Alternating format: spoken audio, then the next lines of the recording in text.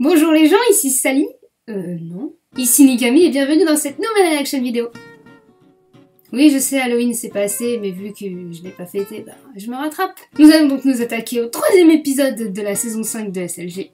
Sorti le jour de cette fête si spéciale où nous extériorisons nos peurs, nous déguisant, devenant invincibles, où on fait des blagues pour avoir des bonbons et on fait peur aux gens pour rigoler, mais le premier zombie qui me poursuit, je le massacre. Mais sinon j'ai beaucoup d'humour, hein. Si c'est vrai. D'ailleurs, pour vous le prouver, je vais vous montrer à quel point je me poile. Ah non, attends, cette expression est tout à fait ringarde. À quel point je suis morte de rire devant mon PC. Allez, bon visionnage et on se retrouve à la fin de la vidéo.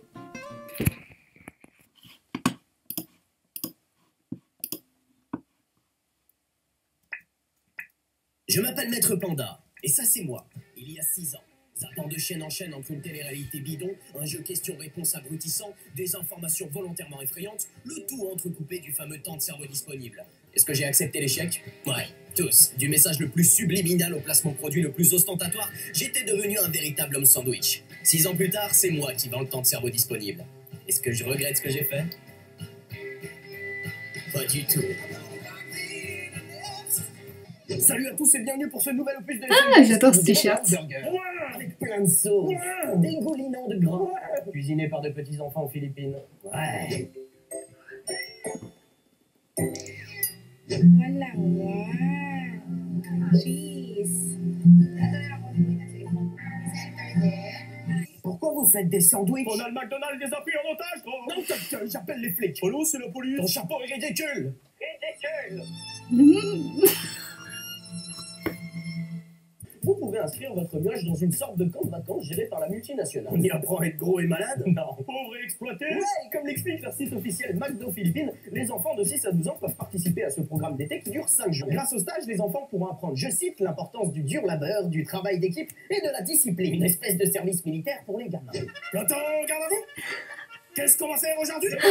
Il a de plus en plus de super costumes. Humanité. Toi, avance d'avant. Fous de ma gueule, soldat? Oh, monsieur. Je vais te mettre au pas, moi. Je vais te dresser. Un complexe d'infériorité. Sinon, je te dévisse la tête et je te chie dans le cou. La discipline et le travail d'équipe, rappelle-moi ce qu'on a appris quand on travaillait là-bas. La vie est une pute, les gens sont méchants, barre-toi de cet enfer. Mais ce n'est pas tout, durant leur stage, en plus de cuisiner des bons petits plats, les petits Philippins vont aussi apprendre à accueillir les clients et aider les employés du drive. Youpi, qu'est-ce qu'on s'amuse? Ça reste une usine. Plus vite, plus vite. Là où c'est encore plus loin, c'est de voir des gosses bosser dans un pays où, selon l'Organisation internationale du travail, 5,5 millions d'enfants âgés de 5 à 17 ans travaillent. Soit presque 20%. Le travail, c'est la santé. Aux Philippines, l'école est obligatoire jusqu'à 12 ans et l'âge légal pour travailler est de 15 ans. Et le stage est proposé à des enfants de 6 à 12 ans. Un homme sandwich pour des burgers. Oui, parce que ceci vise bien entendu à donner une image ultra positive du géant américain, mais vous savez quoi?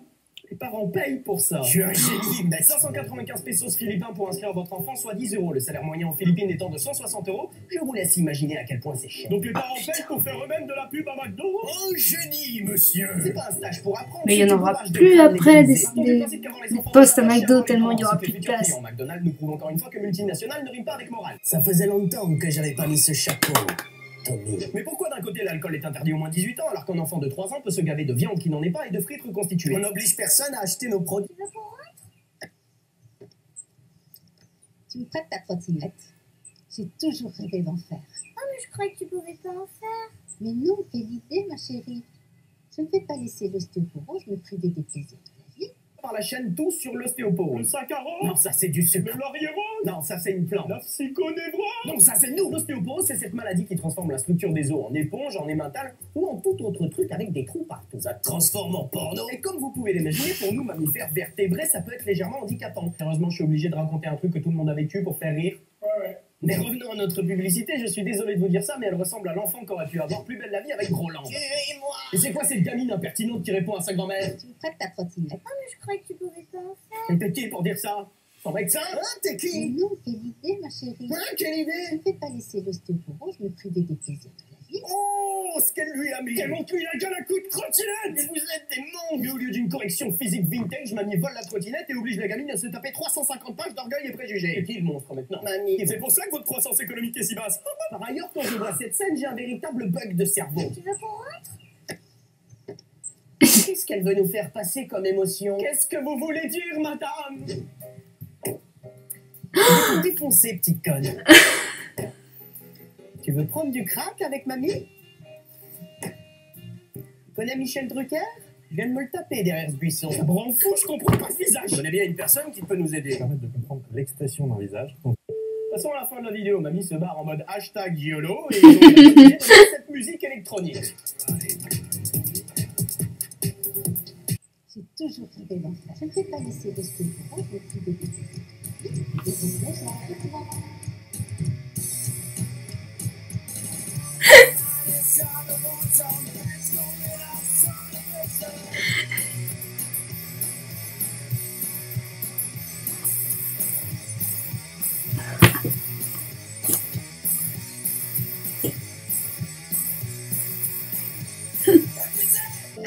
Oh le délire. Lors du dernier épisode, vous avez voté pour votre vidéo préférée. Le gagnant du jour, c'est Baby Love Your Body. Nous avons appris avec elle comment fonctionne un vagin.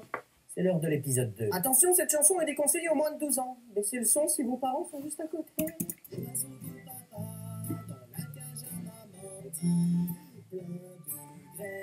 C'est aussi joli qu'une fontaine. C'est quoi ce chapeau? Ce nouvel opus de Salut est terminé pour aujourd'hui. Vous connaissez la chanson, s'abonner, l'ancien épisode ou les réseaux sociaux. C'était Mathieu Sommer en direct de la fin. Pour vous servir comme un enfant finit pas. Humoriste. Bon, c'est pas tout ça les mecs, mais si j'allais me balader à Lille, moi.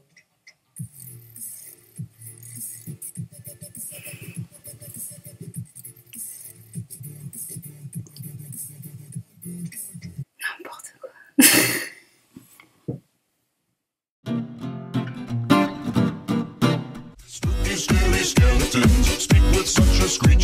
Mathieu déguisé en clown le soir d'Halloween. Putain, les coulrophobes l'ont dû kiffer. Sans oublier les rassemblements de clowns qu'il y a en ce moment en France.